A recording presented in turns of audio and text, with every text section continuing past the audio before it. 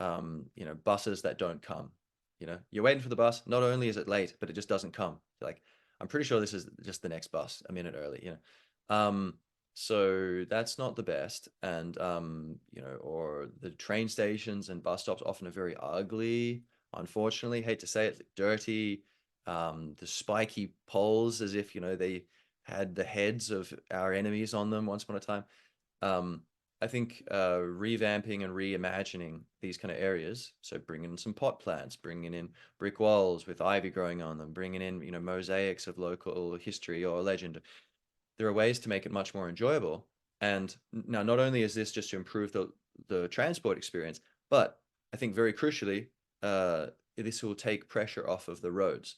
So parking spaces, there's a shortage of parking spaces in many areas, and the traffic on the roads taking longer to get in, you know, in and out of Howth. It's madness quite often. So if we are able to make the public transport experience much more enjoyable, I think a lot of visitors, when they're coming to Howth, they will take the public transport, but also even locals who want to go somewhere can be using that. And then that frees up space for, you know, someone who's driving from one end of Howth or, you know, Port Marnock, whatever, and they want to come into Howth for the weekend or go to Malahide or whatever, you know?